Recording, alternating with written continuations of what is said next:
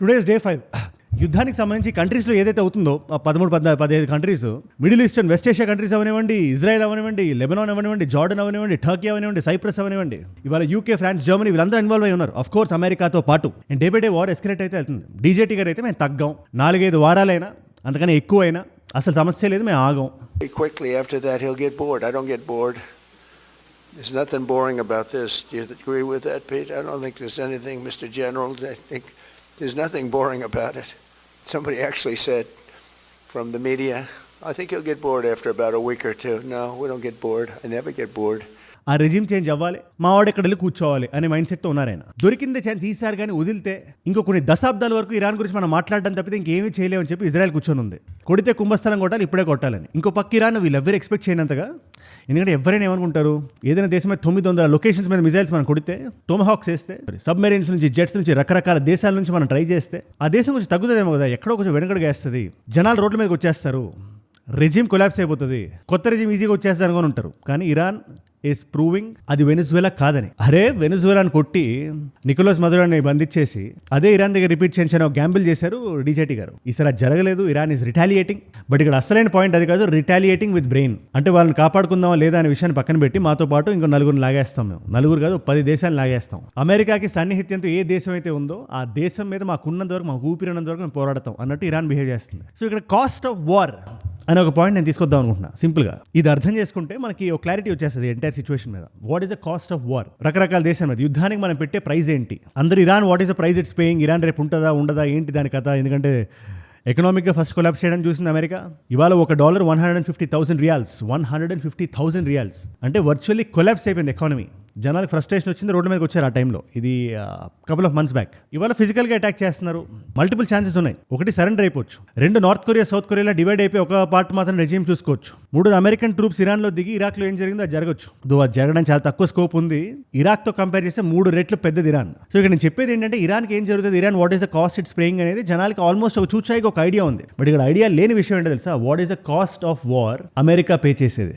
America దగ్గర ఏం తక్కువ డబ్బులు ఉన్నాయి, పలుకుబడి ఉంది, పేరుంది, super power, it can effort to do anything అనే డౌట్ ఎవరికైనా రావచ్చు. కానీ ఇవాళ ట్రంప్ గారి గ్యాంబుల్ ఏదైతే ఉందో, మేము కొట్టేస్తాం, నికోలస్ మదురో లాగా ఖామినేని చంపేస్తే మొత్తం రెజిమ్ని టాప్ బ్రాస్ మొత్తాన్ని ఎవరైతే బ్రతుకున్నారో వాళ్ళని అమెరికాకి తెచ్చి అక్కడ కోర్టులో నిలబెట్టి ఏదేదో చేద్దాం అనుకున్నారు. But that's not happening. పైపెచ్చి వాళ్ళు అమెరికాని ఏ దేశమైనా ఎందుకు నమ్ముతుంది? ఇవాళ అమెరికన్ ఫ్రెండ్లీ కంట్రీస్ ఎవరైతే ఉన్నారో, మేము మిమ్మల్ని భద్రంగా ఉంచుతాం అనుకున్న కంట్రీస్ వాటి పరువు పోతుంది. గోల్డెన్ వీసా అని దుబాయ్ అనగానే మనకి డ్రీమ్స్ ఉంటాయి. లేదు ఒక ముంబైలో ఒక ఫ్లాట్ కొనాలంటే 20-30 కోట్లు ఖర్చు పెట్టాలి. అంతెందుకు ఇవాళ హైదరాబాద్లో కోకాపేటలో ఏమైనా కొనాలంటే, మంచి కన్స్ట్రక్ట్ అవుతున్న ఒక అపార్ట్మెంట్ తీసుకోవాలంటే 10-15 కోట్లు అవుతుంది.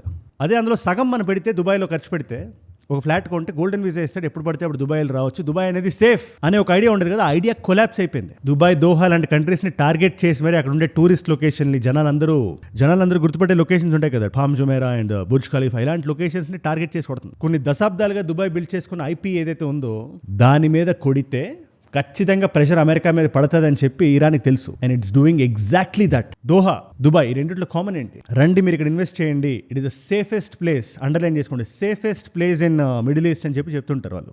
హెవెన్ ఆన్ ఎర్త్ అంటారు. పటాపంచలైపోయింది దెబ్బకి. సో అమెరికాతో ఇంతకాలం ఫ్రెండ్షిప్ చేసినందుకు యూఏకి ఏమొచ్చింది, సౌదీ అరేబియాకి ఏమొచ్చింది, ఖతార్కి ఏమొచ్చింది, కువైట్కి ఏమొచ్చింది, బహ్రెయిన్కి ఏమొచ్చింది?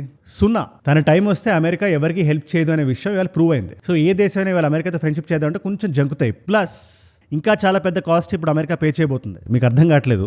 ఇరాన్తో మీరు ఓవర్ ద పీరియడ్ ఏం జరిగిందో తెలుసుకుంటే, ఇరాన్ మీద దాడులు ఎట్లా మొదలయ్యాయి, ఏం జరుగుతుంది, నష్టం ఏంటి, ఇదంతా మనందరికీ ఒక ఐడియా వచ్చేసింది. కానీ అసలు ఈ దాడులు ఏ ప్రిటెక్స్ట్లో మొదలయ్యాయి మీరు చూడాలి. మీరు అది నేను చెప్పే ముందు ఒక చిన్న మాట, యుద్ధానికి సంబంధించి గంటకి అప్డేట్స్ వస్తున్నాయి.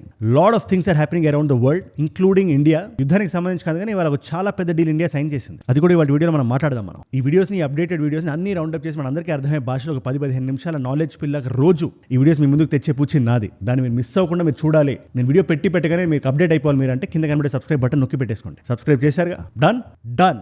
ఇది ఇలా కాదు, మనం ఏదో 10 రోజులు, 15 రోజులు, 20 రోజులు వెనక్కి వెళ్తే మనకి ఏం అర్థం కాదు. అట్లీస్ట్ మనం 1 year వెనక్కి వెళ్దాం. మనం లాస్ట్ ఇయర్ జూన్ నుంచి మనం మాట్లాడదాం. లాస్ట్ ఇయర్ జూన్లో ఒక యుద్ధం జరిగింది. 7-8 రోజులు జరిగింది. అది ఈ స్కేల్లో జరగలేదు కానీ, ఈ స్థాయిలో జరగలేదు కానీ, ఇన్ని కంట్రీస్ ఇన్వాల్వ్ అవ్వలేదు కానీ ఖచ్చితంగా ఇజ్రాయెల్కి, అమెరికాకి, ఇరాన్కి యుద్ధం జరిగింది. ఇరాన్ మీద 3 స్పెసిఫిక్ లొకేషన్స్ తీసుకొని, ఇస్ఫహాన్ అని, నతాంజ్ అని ఇలాంటి 3 లొకేషన్స్ని పట్టుకొని ఎక్కడైతే enriched uranium. Operation Midnight Hammer has been one of the most spectacular operations undertaken by the United States of America in this against Iran. The manner in which you nuclear ఆయుధాలు ready అవుతున్నాయనే ఒక idea ఉంది అమెరికాకి. B2 బాంబర్స్ని పంపించి ఎయిర్లోనే refuelling చేయించి మరి B2 bombers అంటే అవి చాలా తక్కువ ఉంటాయి ప్రపంచంలో, ఒక్కొక్కటి $2-3 బిలియన్ ఉంటాయి, వెరీ వెరీ కాస్ట్లీ వన్స్. వాటిని పంపించి మరి బాంబింగ్ చేసింది అమెరికా. వన్స్ ఆ బాంబింగ్ జరగని ఇరాన్ కూడా చల్లబడింది. అమెరికా కాలర్ ఎగరేసింది, డీజేటీ గారు స్పీచ్లు ఇచ్చారు, మేము ఇది చేసాం అది చేసాం అని చెప్పారు. అప్పటితో కొంచెం చల్లబడింది. కానీ ఇరాన్ మీద ఇజ్రాయెల్కి ఉండే ఆ కోపం కానీ అమెరికాకు ఉండే కోపం కానీ కంప్లీట్గా ఆగలే. ఎందుకంటే ఇరాన్ కూడా బయటకు వచ్చి ఆ రోజు ఖామినీ గారు బ్రతికే ఉన్నారు. లేదు మీరు ధ్వంసం చేశారని భ్రమపడుతున్నారేమో కానీ అసలు మాకు ఏం కాలేదు, we can still repair and get the nuclear weapons back అనే మీనింగ్ వచ్చినట్టు మాట్లాడారు. ప్లస్ ఆ రోజు ఈ రోజు ఇరాన్కి 2 కంట్రీస్ నుంచి బ్యాకింగ్ ఉంది, రష్యా అండ్ చైనా, 2 డైనోసార్లే. సరే అది జరిగింది, అది అయిపోయింది. దీని తర్వాత కూడా ఇరాన్ని కొంచెం లాగుదాం, కిందకి లాగుదాం అని చెప్పి యూఎస్ ప్రయత్నిస్తూనే ఉంది ఇండైరెక్ట్ గా. ఫస్ట్ ఎకనామిక్ గా కొట్టింది, మొసాడ్, సిఐఏ, ఇది అది అందరంటే ఇంటెలిజెన్స్ మొత్తం కలిపి ఫస్ట్ ఆ కరెన్సీ ఏదైతే ఉందో దాన్ని గ్రౌండ్ జీరోకి లాగేద్దామని ఒక థాట్ ప్రాసెస్ లో ఉంది. దాని వెనకాల ఒకటే కారణం, అసలు ఇన్ఫ్లేషన్ పెరిగితే జనాలు ఫస్ట్ అప్సెట్ అవుతారు, వాళ్ళు కొనలేరు సామాన్లు. సో వాళ్ళకి నేచురల్ గా కోపం ఎవరి మీద వస్తుంది? ఫర్ ఎగ్జాంపుల్ ఇప్పుడు మనం బయటకు వెళ్తే సూపర్ మార్కెట్ లో ధరలు పెరిగిపోయి మన దగ్గర అంత జేబులో డబ్బులు లేకపోతే మనకి గవర్నమెంట్ మీద కోపం వస్తుంది. అదే పాయింట్ మీద పెట్టేసింది అమెరికా. అండ్ అలా జరిగింది కూడా, రెవల్యూషన్ జరిగింది కూడా. బయటికి వచ్చారు జనాలు, పోరాడారు. కానీ ఆ ఇన్ఫర్మేషన్ ఇరాన్ నుంచి ఎలా అయితే అమెరికా నుంచి ఇన్ఫర్మేషన్ బయటకు వస్తుందో, భారతదేశం నుంచి ఇన్ఫర్మేషన్ బయటకు వెళ్తుందో, ఇరాన్ నుంచి అలా రాలేదు. లాంగ్వేజ్ బ్యారియర్ ఒకటి ఉంది, and also internet shut downs ఉంటాయి. ఇంటర్నెట్ మొత్తాన్ని షట్ డౌన్ చేసి ఈ స్టార్లింక్ టర్మినల్స్ ఉంటాయి కదా, వాటిని కూడా చాలా పకడ్బందీగా చాకచక్యంగా క్లోజ్ చేశారు within very short time. So న్యాచురల్గా ఇన్ఫర్మేషన్ మనం అనుకున్నంత స్ప్రెడ్ అవ్వలేదు, కానీ ఆ రెవల్యూషన్ వెళ్ళింది. బట్ ఫ్యూ డేస్ తర్వాత ఫిజిల్ అవుట్ అయిపోయింది. సో ఇరాన్లో కూడా there is left and right. Conservative batch ఏమనుకుంటారు, ఖామినీ అనే వ్యక్తిని ఫాలో అయ్యేవాళ్ళు, లేదా కరెంట్ రెజిమ్ని ఇష్టపడేవాళ్ళు కొంచెం కన్జర్వేటివ్ థాట్ ప్రాసెస్లో ఉంటారు. మనకి ఇరానియన్ రెవల్యూషనరీ గార్డ్ ఉండాలి, ఎవరైతే షియాయిట్స్ ఉంటారో వీళ్ళందరూ ఆ జోన్ పట్టుకొని ఉంటారు. లేదు అమెరికాలో మన దేశం తయారవ్వాలి, లిబరల్గా అవ్వాలి, ఇది కాకుండా అమెరికా మనకి ఏదో సాయం చేస్తుంది అనే ఒక థాట్లో ఇంకొంతమంది ఉంటారు, దే లిబరల్స్. ఇప్పుడు ఈ బ్యాచ్ ఏదైతే ఉందో, అమెరికా బెట్ ఏంటంటే ఈ నంబర్స్ కన్నా ఈ నెంబర్ ఎక్కువ ఉంటుంది, ఈ నంబర్ రోడ్ల మీదకి వచ్చి అరిస్తే దాని ఎఫెక్ట్ ఖచ్చితంగా రెజ్యూమ్ మీద పడుతుంది, దిగిపోద్ది అనుకున్నారు. అది జరగల. నెక్స్ట్ ఇది మీరు జాగ్రత్తగా వినండి, cost of war of America is coming. ఇప్పుడు ఇరాన్ దగ్గరికి వెళ్ళి పదండి నెగోషియేట్ చేద్దాం, సింపుల్గా అందరికీ అర్థమయ్యేలా చెప్తున్నా. ఓ 10 days ఈ మాట ఆ మాట ఆ మాట ఈ మాట కలిసి ఇక్కడ వాళ్ళు అక్కడికి అక్కడ వాళ్ళు ఇక్కడికి వెళ్ళి మాట్లాడతాం అనే భ్రమ పెట్టి మభ్యపెట్టి లాస్ట్ డే ఫిబ్రవరి 28 రోజు చూసుకొని వీక్స్ నుంచి ప్లాన్ చేసి కొట్టింది. అండ్ అది కొట్టడం కూడా ఎలా కొట్టిందంటే, డైరెక్ట్గా కొట్టడం టాప్ బ్రాస్ లీడర్షిప్ అందరూ ఎక్కడ అయ్యారు, ఎక్కడ ఒక దగ్గర చేరారని చూసుకొని ఆ లొకేషన్ని పిన్ పాయింట్ స్ట్రాటజిక్గా పట్టుకొని కొట్టింది. బాంబర్లు మిజైల్స్ పంపించింది. ఒకటే దెబ్బకి IRGC చీఫ్ కానీ డిఫెన్స్ హెడ్లు కానీ, అంతెందుకు అయతుల్లా ఖమేనీ కానీ వీళ్ళందరూ చనిపోయారు విత్ ఫ్యామిలీస్. ఇక్కడ 2 థియరీస్ ఉన్నాయి. ఒకటి ఆయన కొన్ని 10 సంఖ్యలో ఫీట్ లోపల దాక్కున్నారు, బంకర్ బస్టర్ మిజైల్స్ వెళ్ళాయి అని చెప్పి, లేదు గ్రౌండ్ పైనే జరిగింది ఇది అని చెప్పి. మనకి ప్రస్తుతం అందుతున్న reports are like they are above the ground. ఇంత జరుగుతున్నా కూడా వాళ్ళు బయట ఎందుకు ఉన్నారు పాయింట్ నాకు ఇప్పటికీ అర్థం కాదు. But still they are outside అని కొట్టారంట. సో ఇప్పుడు నేను బిగినింగ్ అడిగిన క్వశ్చన్కే వద్దాం, what is the cost of this war అమెరికాకి?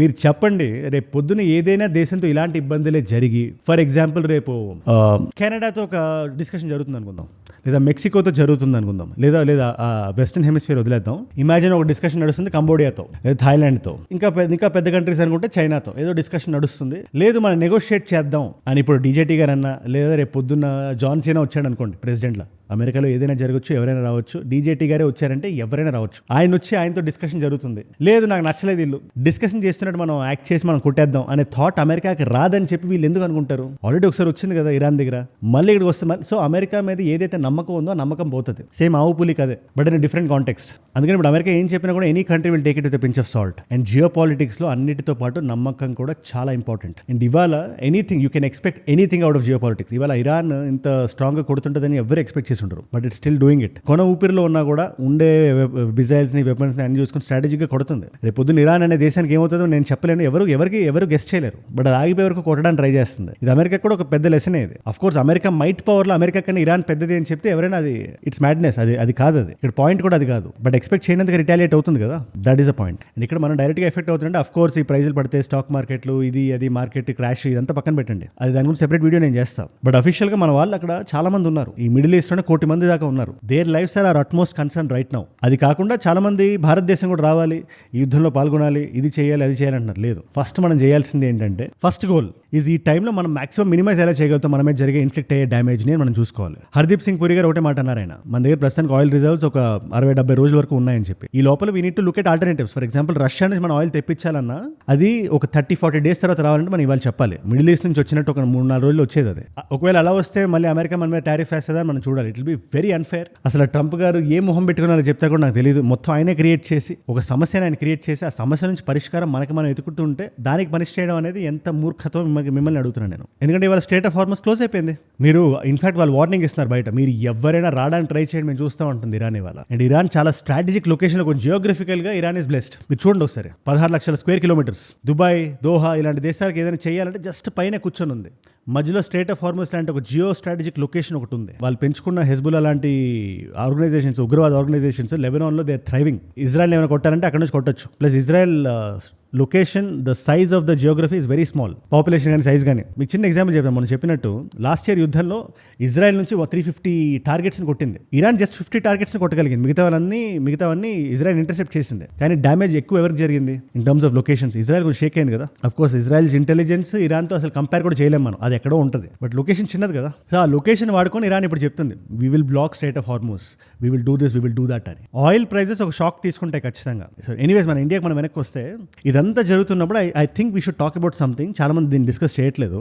టక చెప్పేస్తే కట్టే కొట్టే తెచ్చేలాగా మనం కెనడాతో ఒక న్యూక్లియర్ డీల్ సైన్ చేసాం మనం. $2.7 బిలియన్ కెనడియన్ డీల్. అది మన అమెరికన్ డాలర్ కన్వర్ట్ చేస్తే $2 బిలియన్ డీల్. ఐ థింక్ ఇలాంటి టైంలో యురేనియం అనేది మనం కెనడా నుంచి సెక్యూర్ చేయడం it's a great thing. In fact China తెగ ట్రై చేసింది అదే యురేనియంని కెనడా నుంచి తీసుకురావడానికి. బట్ కెనడా చాలా పిక్ చేసి సెలెక్ట్ చేసుకుంటుంది ఏ దేశాలతో మనం వ్యాపారం చేద్దాం అని చెప్పి. ఒకప్పుడు just last year 1.5 year back మనం చూసుకుంటే కెనడాకి ఇండియాకి రిలేషన్షిప్ ఎంత ఆల్మోస్ట్ అడుగంటేసే రాక్ బాటమ్ టచ్ చేసి మనందరికీ తెలుసు. Today we're in much better space. ఈ డీల్ కూడా మార్క్ కార్నీ గారు మొన్న ఇండియాకి వచ్చినప్పుడు ఆయన ఒక వీడియో రిలీజ్ చేశారు. ఆయన రిలీజ్ చేసిన వీడియోని మనం ఒకసారి చూద్దాం. మనం వాట్ ఈస్ సేయింగ్? ఇవాళ India is the fastest growing economy and per capital income ఏదైతే ఉందో దాని గ్రోత్ రేట్ ఇస్ హిస్టరీలో చాలా తక్కువ టైమ్స్ చూసినట్టుగా జరిగింది అంటున్నారు. ఒకసారి మీరే వినండి. India has become the fastest growing economy in the world. Per capita incomes in this country have risen at a pace never seen in history. Seldom in history అంటున్నారు. ఇక్కడ పర్ క్యాపిటల్ ఇన్కమ్ అనేది చాలా తక్కువే ఉంది ప్రస్తుతానికి, $3,000. But ఆయన మారుతుంది ఆ పర్ క్యాపిటల్ ఇన్కమ్ నంబర్ గురించి కాదు, దాని గ్రోత్ రేట్ ఎంత ఫాస్ట్గా ఉంది అని. మన జీడిపి ఎంత ఫాస్ట్గా గ్రోత్ ఉంది వీటితో లింక్ అప్ అయి ఉంటుంది.